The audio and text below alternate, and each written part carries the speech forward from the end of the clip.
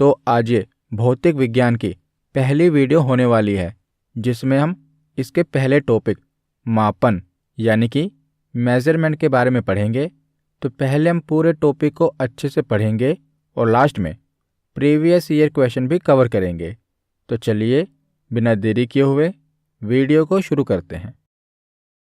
तो चलिए वीडियो की शुरुआत करते हैं और सबसे पहले देख लेते हैं कि जो फिजिक्स शब्द है इसकी उत्पत्ति कैसे हुई। तो भौतिक विज्ञान यानी कि फिजिक्स शब्द की उत्पत्ति मूल रूप से ग्रीक भाषा के शब्द फ्यूसिस से हुई है, जिसका अर्थ क्या है? प्रकृति यानी कि नेचर अथवा प्राकृतिक पदार्थ, नेचुरल थिंग्स। तो भौतिक विज्ञान में प्रकृति से व्याप्त द्रव्य जिसे मैटर कहते हैं यानी कि पदार्थ, ऊर्जा तथा उनकी परस्पर पारस्परिक अंतरक्रियाओं इंटरेक्शन का अध्ययन इसमें किया जाता है। तो देखिए जो फिजिक्स शब्द है ना, इसकी उत्पत्ति कैसे हुई। तो जो फिजिक्स शब्द है ना, ये अंग्रेजी का शब्द है और ये फिजिका से लिया गया है जो कि लैटिन शब्द है, और फिजिका शब्द फ्यूजिका से लिया गया है जो कि ग्रीक शब्द है, और फ्यूजिका शब्द फ्यूसिस से लिया गया है, ये भी ग्रीक शब्द है। तो देखा जाए तो जो फिजिक्स शब्द है ये किससे लिया गया है? तो ये फ्यूसिस से लिया गया है जो कि ग्रीक शब्द है। तो मापन क्या होता है, जो कि आज का हमारा टॉपिक है। तो किसी पदार्थ, वस्तु, व्यक्ति अथवा क्षेत्र से संबंधित विभिन्न भौतिक राशियों जैसे लंबाई, आयतन, क्षेत्रफल, समय, द्रव्यमान आदि का मानक मात्रकों की तुलना में शुद्ध संख्यात्मक मान प्रदर्शित करना मापन कहलाता है। तो ये तो हो गई परिभाषा जो आपको याद नहीं करनी। तो सिंपल तरीके से मैं आपको बताऊं तो मापन क्या है। तो जो भी फिजिकल क्वांटिटीज़ है ना, भौतिक राशियां हैं जिसको हम मेज़र कर सकते हैं और उसकी न्यूमेरिकल वैल्यू निकाल सकते हैं, उसी को मापन कहते हैं। जैसे सब्जियों का जो भार होता है, सब्जी हम खरीदने जाते हैं तो जो सब्जियों का भार होता है किस में मापा जाता है? किलोग्राम में। तो ये क्या है? मापन है। दूध की मात्रा को लीटर में मापा जाता है, कपड़े की लंबाई को मीटर में दर्शाया जाता है। तो ये अलग अलग मात्रक होते हैं। तो अलग अलग भौतिक राशियों का अलग अलग मात्रक होता है। तो जो ये मात्रक है ना, इसकी अलग अलग पद्धतियाँ होती हैं। तो भौतिक राशियों के मापन की मुख्यतः 4 पद्धतियाँ प्रचलित हैं, जो कि कौन कौन सी हैं? तो सीजीएस पद्धति, एफपीएस पद्धति, एमकेएस पद्धति और एसआई पद्धति। तो ये 4 पद्धतियाँ हैं जिनसे हम भौतिक राशियों का, फिजिकल क्वांटिटीज़ का मेजरमेंट कर सकते हैं। तो सबसे पहले है सीजीएस पद्धति। तो सीजीएस की फुल फॉर्म क्या है? तो सी से सेंटीमीटर, जी से ग्राम और एस से सेकंड। तो इसे सीजीएस सिस्टम कहा जाता है।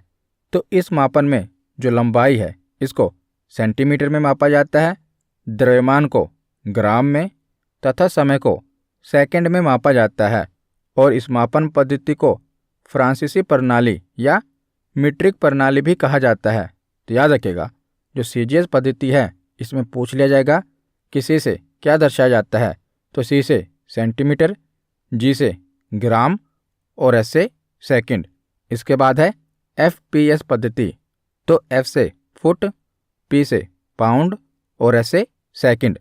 तो इस मापन पद्धति में जो लंबाई है इसे फुट में, द्रव्यमान को पाउंड में तथा समय को सेकंड में मापा जाता है। और यह प्रणाली कहाँ की है? तो इसे ब्रिटिश प्रणाली भी कहा जाता है। जैसे पीछे हमने पढ़ा कि जो फ्रांसीसी प्रणाली है उसमें जो मापन है हमने देखा उसमें लंबाई का मात्रक सेंटीमीटर है, पर यहाँ देख रहे हैं लंबाई को फुट में, वहाँ पर द्रव्यमान को ग्राम में मापा जाता है, यहाँ पर द्रव्यमान को पाउंड में मेजर किया जाता है, वहाँ पर समय को सेकंड में देखा जाता है, यहाँ भी समय को सेकंड में ही मापा जाता है। तो तीसरी पद्धति है एमकेएस पद्धति। एम से मीटर, के से किलोग्राम और एस से सेकंड। तो इस मापन पद्धति में लंबाई को मीटर, द्रव्यमान को किलोग्राम तथा समय को सेकंड में मापा जाता है। और इंजीनियरिंग एवं औद्योगिक क्षेत्रों में मापन हेतु इसी प्रणाली का प्रयोग किया जाता है। तो एमकेएस पद्धति में जो लंबाई है इसे मीटर में मापा जाता है, द्रव्यमान को किलोग्राम में तथा समय को सेकंड में मापा जाता है। तो इसके बाद में आई SI पद्धति। तो यह प्रणाली अंतर्राष्ट्रीय मापतोल अधिवेशन 1971 में स्वीकार की गई थी। तो जितने भी देश हैं सबके द्वारा SI पद्धति ही स्वीकार की जाती है। जैसे मान लो जो फ्रांस है वो भले ही अपने देश में लंबाई को सेंटीमीटर में मेजर करे, लेकिन अंतर्राष्ट्रीय पद्धति पर जो भी SI मानक है ना, उसे ही स्वीकार किया जाएगा। यानी कि जब भी दो देशों का व्यापार होगा तो यही SI पद्धति ही लागू होगी। तो यह मापन पद्धति MKS पद्धति का ही परिभाषित रूप है और वर्तमान में यही पद्धति सर्वाधिक प्रचलन में है। तो जो भी इम्पोर्टेंट SI मात्रक हैं उनके बारे में आगे हम पढ़ेंगे। पहले हम देख लेते हैं कि भौतिक राशियाँ क्या हैं, फिजिकल क्वांटिटीज़ क्या हैं। तो भौतिक राशियाँ पदार्थ के वे भौतिक गुण हैं जिनका मापन किया जा सकता है तथा उनकी माप को संख्या के द्वारा प्रदर्शित किया जा सकता है। जो हम मात्रक पढ़ रहे हैं ना, इसमें किस चीज़ को मापा जाएगा, तो भौतिक राशियों को ही, फिजिकल क्वांटिटीज़ को ही मापा जाएगा। और किस में मापा जाएगा, तो न्यूमेरिकल वैल्यू में मापा जाएगा। तो आगे हम जो भौतिक राशियां हैं इनका वर्गीकरण देख लेते हैं। तो भौतिक राशियों को दिशा, परिमाण व मात्रक के आधार पर निम्न रूपों में वर्गीकृत किया गया है। तो भौतिक राशियों का वर्गीकरण देख लेते हैं। तो दो आधार पर भौतिक राशियों को बांटा गया है। पहला है मापन और मात्रक के आधार पर, दूसरा है दिशा और परिमाण के आधार पर। तो आज की इस वीडियो में हम मापन और मात्रक के आधार पर भौतिक राशियों का वर्गीकरण देखेंगे। नेक्स्ट वीडियो में हम दिशा और परिमाण के आधार पर भौतिक राशियों का वर्गीकरण देखेंगे। तो मापन और मात्रक के आधार पर जो भी भौतिक राशियां हैं ना, इन्हें 3 भागों में बांटा गया है। पहला है मूल राशि यानी कि फंडामेंटल क्वांटिटीज़, दूसरा है व्युत्पन्न राशि डिराइव्ड क्वांटिटीज़, और तीसरा है पूरक राशि सप्लीमेंट्री क्वांटिटीज़। और दिशा और परिमाण के आधार पर देखा जाए तो 2 भागों में बांटा गया है, सादिश राशि और आदिश राशि। तो आज हम मापन और मात्रक के आधार पर देखेंगे। तो जैसे कि हम भौतिक राशियों का वर्गीकरण देख रहे हैं और इन्हीं का मेजरमेंट देख रहे हैं, तो भौतिक राशि या राशि क्या होती है, तो क्वांटिटी। तो इसे कैसे निकाला जाता है, तो इसका फॉर्मूला होता है मैग्नीट्यूड मल्टीप्लाई बाय यूनिट। यानी कि राशि को कैसे निकाला जाता है, तो जब परिमाण को मात्रक से गुणा कर दिया जाता है तो राशि निकल आती है। जैसे अगर आप दुकान पर जाते हैं और आप कहते हैं कि मुझे 100 चीनी दे दो, तो क्या दुकानदार आपको 100 चीनी देगा? नहीं देगा ना। आप क्या कहोगे कि 100 ग्राम चीनी दे दो। तो इसमें जो 100 है ये क्या है, तो ये परिमाण है। तो जो न्यूमेरिकल वैल्यू होती है ना, उसको मैग्नीट्यूड या परिमाण कहा जाता है। और जो ग्राम है ये क्या है, तो ये मात्रक है जिसे हम यूनिट कहते हैं। तो इनको मिलाकर क्या बनेगा, राशि बनेगी। तो 100 ग्राम चीनी ये क्या है, तो ये फिजिकल क्वांटिटी है। क्या, 100 ग्राम चीनी, इसे हम फिजिकल क्वांटिटी कहेंगे, भौतिक राशि कहेंगे। जिसमें जो न्यूमेरिकल वैल्यू है इसे परिमाण कहा जाएगा, मैग्नीट्यूड कहते हैं। और जो ग्राम है इसे मात्रक कहेंगे, इंग्लिश में हम यूनिट कहेंगे। जैसे 7 सेकंड का समय, इसमें 7 क्या है, परिमाण है, और सेकंड क्या है, मात्रक है। तीसरा उदाहरण है 7 मीटर दूरी, तो 7 क्या है, तो ये परिमाण है, मीटर क्या है, मात्रक है। तो आशा करता हूँ आपको पता चल गया होगा परिमाण, मात्रक और राशि होती क्या है। तो हमने पढ़ा था ना कि अब SI पद्धति को अपनाया गया है। तो SI मात्रक देख लेते हैं। और हमने ये भी देखा था कि मापन और मात्रक के आधार पर जो भौतिक राशियाँ हैं इन्हें 3 भागों में बांटा गया है। तो कौन कौन सी थी, मूल राशियाँ, व्युत्पन्न राशियाँ और पूरक राशियाँ। तो पहले हम देख लेते हैं कि मूल राशियाँ हैं कौन सी, तो इसके बाद हम इसको डिटेल में पढ़ेंगे। तो मूल राशियाँ यानी कि फंडामेंटल क्वांटिटीज़, तो कुछ ऐसी राशियाँ हैं जो कि बेस है, जिसे हम फंडामेंटल या बेस क्वांटिटीज़ कहते हैं। तो जिन राशियों की अभिव्यक्ति अन्य भौतिक राशियों पर निर्भर ना होकर पूर्णतः स्वतंत्र होती हैं, वो मूल राशियाँ कहलाती हैं। तथा इन राशियों के मात्रक मूल मात्रक कहलाते हैं। तो मूल भौतिक राशियाँ 7 प्रकार की होती हैं। तो ये एग्ज़ाम में पूछा गया है कि मूल भौतिक राशियाँ कितनी हैं, तो 7 हैं। कौन कौन सी, तो लंबाई, समय, ताप, द्रव्यमान, विद्युत धारा, ज्योति तीव्रता और पदार्थ की मात्रा, ये 7 मूल राशियां हैं। याद रखिएगा कौन कौन सी? लंबाई, समय, ताप, द्रव्यमान, विद्युत धारा, ज्योति तीव्रता और पदार्थ की मात्रा, ये 7 मूल भौतिक राशियां हैं। इनके बारे में आगे हम डिटेल में भी पढ़ेंगे। तो व्युत्पन्न राशियां कौन सी हैं? डिराइव्ड क्वांटिटीज कौन सी हैं?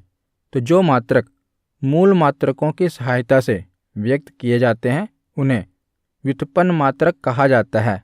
और ये राशियां मूल राशियों की तरह स्वतंत्र नहीं होती, बल्कि मूल राशियों पर ही निर्भर होती हैं, जैसे कि चाल, क्षेत्रफल, आयतन, ये क्या हैं?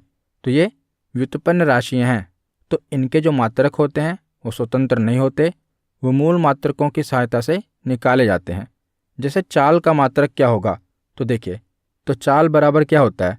यानी कि स्पीड बराबर क्या होता है? डिस्टेंस अपॉन टाइम, दूरी बटा समय। तो यहाँ पर आप देख रहे हैं कि जो चाल का मात्रक है ये दूरी और समय 2 भौतिक राशियों पर डिपेंड है, इसीलिए इसे व्युत्पन्न मात्रक कहा जाता है, डिराइव्ड क्वांटिटी कहा जाता है, क्योंकि व्युत्पन्न राशियाँ स्वतंत्र नहीं होती, दूसरों पर डिपेंड होती हैं। और तीसरा है पूरक राशियाँ, सप्लीमेंट्री क्वांटिटीज़। तो समतल कोण तथा घन कोण 2 राशियाँ हैं जो ना तो मूल राशियों की श्रेणी में आती हैं और ना ही व्युत्पन्न राशियों की श्रेणी में आती हैं, तो इसीलिए इन्हें पूरक राशियों के अंतर्गत रखा गया है। तो अब हम एक एक करके मूल राशियाँ, व्युत्पन्न राशियाँ तथा पूरक राशियों के बारे में डिटेल में पढ़ते हैं। तो सबसे पहले देखते हैं मूल राशियाँ। तो इसमें क्या पूछा जाएगा?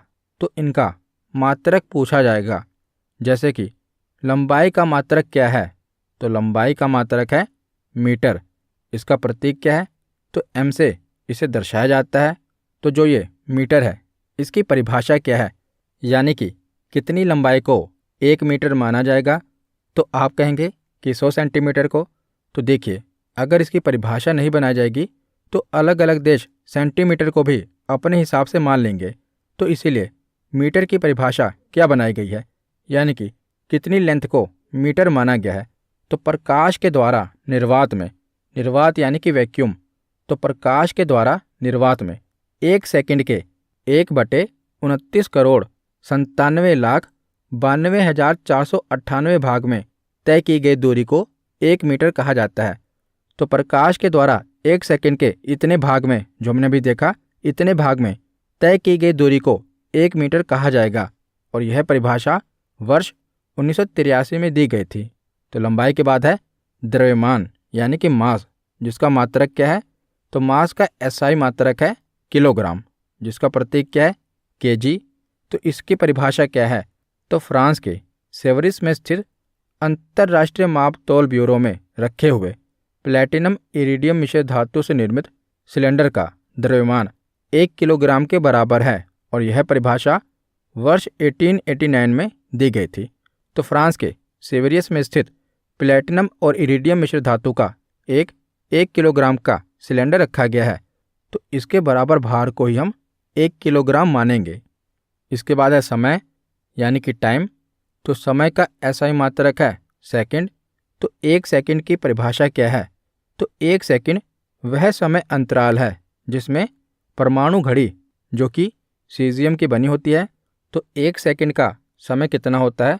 तो जब सीजियम 133 का एटम 9192631,770 बार कंपन करता है, तो उसे 1 सेकंड का समय अंतराल माना जाता है। और ये कंपन बहुत ही तीव्र गति से होता है। तो जैसे कि आपको पता ही है कि 1 सेकंड बहुत ही कम समय होता है। तो यह परिभाषा 1967 के अंतर्राष्ट्रीय विज्ञान सम्मेलन में दी गई थी। इसके बाद है विद्युत धारा, इलेक्ट्रिक करंट। तो विद्युत धारा का एसआई मात्रक क्या है? एम्पियर। तो एम्पियर कितना होता है? तो 1 एम्पियर विद्युत की वह धारा है जो निर्वात में यानी कि वैक्यूम में 1 मीटर के समानांतर दूरी पर स्थित 2 अनंत लंबाई के तारों में प्रवाहित होने पर प्रत्येक तार की प्रति मीटर लंबाई पर तारों के मध्य 2 × 10 न्यूटन का बल उत्पन्न करती है। तो ये तो इसकी परिभाषा है जो कि नहीं पूछी जाती। आपसे यही पूछा जाता है कि विद्युत धारा का एसआई मात्रक क्या है, एसआई यूनिट क्या है। तो विद्युत धारा का एसआई मात्रक एम्पियर है। इसके बाद है ताप यानी कि टेम्परेचर। तो टेम्परेचर का एसआई मात्रक है केल्विन। तो केल्विन की परिभाषा क्या है? तो जल के त्रिक बिंदु यानी कि ट्रिपल पॉइंट के थर्मोडायनेमिक टेम्परेचर का 1/273वां भाग एक केल्विन कहलाता है। तो जल का त्रिक बिंदु या ट्रिपल पॉइंट क्या है? तो त्रिक बिंदु ताप जिस पर पानी की तीनों अवस्थाएं ठोस, द्रव व गैस एक साथ पाई जाती है उसे जल का ट्रिपल पॉइंट कहते हैं, जल का त्रिक बिंदु कहते हैं। और शुद्ध जल का त्रिक बिंदु 273.16 केल्विन ताप तथा 611.65 पास्कल दाब पर होता है। तो टेम्परेचर का एसआई मात्रक क्या है? केल्विन। इसके बाद अगली मूल राशि है पदार्थ की मात्रा। तो पदार्थ की मात्रा का एसआई मात्रक क्या है? मोल। तो एक मोल क्या होता है? तो एक मोल किसी पदार्थ की वह मात्रा है जिसमें उस पदार्थ के उतने ही कण उपस्थित होते हैं जितने कार्बन 12 के 0.012 किलोग्राम के परमाणु में होते हैं। तो ये मोल की परिभाषा है। तो पदार्थ की मात्रा का एसआई मात्रक क्या है? मोल। इसके बाद है ज्योति तीव्रता, ल्यूमिनस इंटेंसिटी। तो इसका एसआई यूनिट क्या है? तो कैंडेला। तो कैंडेला की परिभाषा क्या है? तो किसी निश्चित दिशा में 540 मल्टीप्लाई बाय 10⁻12 हर्ट्ज का एक वर्णीय प्रकाश यानी कि वाइट लाइट उत्सर्जित करने वाले तथा 1/683 वाट प्रति स्ट्रैडियन की विकिरण तीव्रता रेडियन इंटेंसिटी वाले प्रकाश स्रोत की ज्योति तीव्रता एक कैंडेला होती है। तो ये कैंडेला की परिभाषा है कि एक कैंडेला कितना माना जाएगा। तो ज्योति तीव्रता का एसआई मात्रक क्या है? कैंडेला। तो यहाँ पर हमने जो 7 मूल भौतिक राशियाँ हैं उनके बारे में पढ़ लिया। अब हम दूसरा भाग जो व्युत्पन्न मात्रक हैं उनके उदाहरण देख लेते हैं। तो जैसे कि क्षेत्रफल, एरिया। तो हमने पढ़ा कि व्युत्पन्न मात्रक कौन से होंगे जो कि स्वतंत्र नहीं होंगे बल्कि दूसरी भौतिक राशियों पर डिपेंड करेंगे। जैसे कि क्षेत्रफल का एसआई यूनिट क्या है? तो क्षेत्रफल का एसआई यूनिट है मीटर स्क्वायर, जिसे हम वर्ग मीटर कहते हैं। तो ये कैसे निकला? तो देखिए, क्षेत्रफल का फॉर्मूला क्या होता है? लंबाई गुना चौड़ाई। तो लंबाई का मात्रक क्या है? मीटर है। और चौड़ाई का मात्रक भी मीटर है। तो मैंने आपको बताया ना कि व्युत्पन्न मात्रक ऐसे मात्रक होंगे जो कि दो भौतिक राशियों के मात्रकों पर डिपेंड करेंगे। जैसे यहाँ पर लंबाई और चौड़ाई। लंबाई का मात्रक है मीटर, चौड़ाई का मात्रक है मीटर। तो metre multiply by metre, metre square होता है, जिसे हम वर्ग मीटर कहते हैं। तो आपसे पूछा जाएगा कि क्षेत्रफल का एसआई मात्रक क्या है? तो क्षेत्रफल का एसआई मात्रक है वर्ग मीटर यानी कि मीटर स्क्वायर। इसके बाद है आयतन यानी कि वॉल्यूम। तो आयतन का एसआई यूनिट क्या है? तो आयतन का एसआई यूनिट है मीटर के क्यूब, जिसे हम घन मीटर कहते हैं। तो आयतन का फॉर्मूला होता है लंबाई गुना चौड़ाई गुना ऊंचाई। तो लंबाई का मात्रक है मीटर, चौड़ाई का मात्रक भी मीटर है और ऊंचाई का मात्रक भी मीटर है। तो तीनों मीटर को मल्टीप्लाई कर दो तो क्या आएगा? मीटर क्यूब आएगा ना। तो चौड़ाई का मात्रक मीटर क्यों है? क्योंकि हमने पढ़ा कि जो भी लेंथ होती है ना, लेंथ का एसआई मात्रक मीटर होगा। तो लंबाई, चौड़ाई और ऊंचाई तीनों लेंथ है, तो तीनों का एसआई मात्रक मीटर है। तो ये मीटर क्यूब बन जाएगा, जिसे हम घन मीटर कहते हैं। तो आयतन का मात्रक क्या होगा? घन मीटर। इसके बाद है घनत्व यानी कि डेंसिटी। तो घनत्व का एसआई यूनिट क्या है? तो इसका एसआई यूनिट है किलोग्राम बटे मीटर क्यूब। तो ये कैसे निकला? तो घनत्व कैसे निकाला जाता है? द्रव्यमान बटे आयतन से। तो द्रव्यमान का मात्रक होता है किलोग्राम और आयतन का मात्रक हमने पीछे देखा मीटर की क्यूब होती है। तो घनत्व का एसआई मात्रक क्या हो जाएगा? किलोग्राम बटे मीटर की क्यूब। तो घनत्व को ग्राम बटे सेंटीमीटर क्यूब से भी व्यक्त कर सकते हैं, यानी कि हम किलोग्राम की जगह ग्राम और मीटर की जगह सेंटीमीटर भी ले सकते हैं। तो घनत्व का एसआई मात्रक क्या है? किलोग्राम बटे मीटर क्यूब। इसके बाद है चाल यानी कि स्पीड। तो चाल का फॉर्मूला क्या होता है? दूरी बटा समय, और दूरी का मात्रक होता है मीटर और समय का मात्रक होता है सेकंड। चाल का एसआई मात्रक क्या होगा? तो मीटर बटे सेकंड इसका एसआई मात्रक है। इसके बाद आगे है त्वरण यानी कि एक्सेलरेशन। तो त्वरण का फॉर्मूला क्या होता है? तो त्वरण होता है चाल में परिवर्तन बटे समय। तो चाल का मात्रक क्या है? मीटर प्रति सेकंड, और समय का मात्रक क्या है? सेकंड। तो इसका फॉर्मूला क्या होगा? त्वरण का मात्रक क्या होगा? तो इसका फॉर्मूला है मीटर बटे सेकंड के स्क्वायर। इसके बाद आगे है बल। तो बल का मात्रक क्या है? तो बल का मात्रक न्यूटन है। तो बल कैसे निकाला जाता है? तो द्रव्यमान को त्वरण से मल्टीप्लाई करके। तो द्रव्यमान का मात्रक होता है किलोग्राम, और त्वरण का मात्रक होता है मीटर बटे सेकंड के स्क्वायर। तो बल का मात्रक न्यूटन है, और 1 न्यूटन होता है 1 किलोग्राम मीटर बटे सेकंड के स्क्वायर। इसके बाद है कार्य। तो कार्य कैसे निकलता है? बल मल्टीप्लाई बाय दूरी से। तो कार्य का एसआई मात्रक क्या है? बहुत बार एग्जाम में पूछा गया है। तो कार्य का एसआई मात्रक है जूल। तो कार्य के मात्रक को जूल कहते हैं, और इसे जे से प्रदर्शित करते हैं। तो 1 जूल कितना होता है? तो किलोग्राम मीटर स्क्वायर बटे सेकंड के स्क्वायर। और याद रखिएगा, जो जूल है ना, ये कार्य का मात्रक भी है और ऊर्जा का भी मात्रक है। तो ऊर्जा के मात्रक को भी जूल कहते हैं, और कार्य के मात्रक को भी जूल कहते हैं। इसके बाद है शक्ति यानी कि पावर। तो शक्ति का फॉर्मूला क्या होता है? कार्य बटा समय। और शक्ति का एसआई मात्रक क्या है? तो पावर का एसआई यूनिट होता है वाट। तो शक्ति के मात्रक को वाट कहते हैं, और इसे डब्ल्यू से प्रदर्शित करते हैं। और 1 वाट कितना होता है? तो 1 जूल बटे सेकंड। तो इस प्रकार किसी भी राशि के मात्रक मूल मात्रकों से व्युत्पन्न किए जा सकते हैं। तो आगे अब हम पूरक राशियों के बारे में पढ़ते हैं। तो 2 पूरक राशियां हैं, कौन कौन सी? एक तो समतल कोण है, और दूसरा घन कोण है। तो इन दोनों के आपको एसआई यूनिट पता होने चाहिए। तो समतल कोण का एसआई यूनिट है रेडियन, और घन कोण का एसआई यूनिट है स्टेरेडियन। तो पूरक राशियां कौन कौन सी हैं? समतल कोण और घन कोण। समतल कोण का मात्रक है रेडियन, और घन कोण का मात्रक है स्टेरेडियन। इसके बाद आगे हम पढ़ते हैं कोटिमान के बारे में, जिसे ऑर्डर ऑफ मैग्नीट्यूड कहा जाता है। तो कोटिमान क्या होता है? एग्जाम में पूछा गया है, आपको पता होना चाहिए। तो जब किसी राशि के परिमाण को उसके निकटतम 10 की घात के रूप में लिखा जाता है, तो 10 की घात के रूप में प्राप्त निकटतम मान को उस संख्या का कोटिमान कहा जाता है। तो आसान शब्दों में आपको बताऊं, तो जो 10 की पावर होती है ना, उसी को कोटिमान कहा जाता है। तो जैसे 3394 है, इसे हम 3.394 मल्टीप्लाई बाय 10 की पावर 3 भी लिख सकते हैं। तो इसमें जो 10 की पावर होगी ना, जो 10 की घात होगी, उसी को कोटिमान कहा जाएगा। तो इसीलिए 3394 का जो कोटिमान होगा वो कितना होगा? तो 3 होगा। तो याद रखिएगा, जो भी 10 की पावर होगी उसी को कोटिमान कहा जाएगा, ऑर्डर ऑफ मैग्नीट्यूड कहा जाएगा। इसके बाद आगे है सार्थक मान या अंक, जिसे सिग्निफिकेंस फिगर कहते हैं।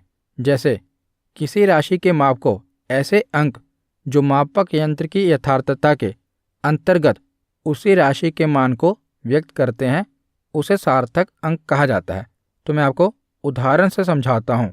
जैसे 98.76 है, तो इसमें सार्थक अंकों की संख्या कितनी है?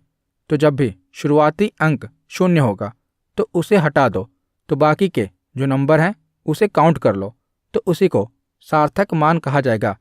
तो 98.76 में कोई 0 तो है ही नहीं, तो इसमें सार्थक अंकों की संख्या कितनी होगी? तो 4 होगी। जैसे अगला उदाहरण क्या है? 0.00530725, तो इसमें सार्थक अंकों की संख्या कितनी है? तो जो भी शुरुआती अंकों में 0 है ना, उसे हटा दो, तो बाकी कौन सी संख्या बचेगी? तो 530725। तो ये कितनी संख्या है? तो 6 अंकों की संख्या को सार्थक अंकों की संख्या कहा जाएगा। जब भी शुरुआत में 0 आ जाएगा ना, उसे सार्थक अंक नहीं माना जाएगा। उसके बाद के ही अंकों को सार्थक अंक माना जाएगा। इसके बाद आगे देखते हैं खगोलीय दूरियों का मापन। तो प्रकाश वर्ष कितना होता है, लाइट ईयर किसे कहते हैं?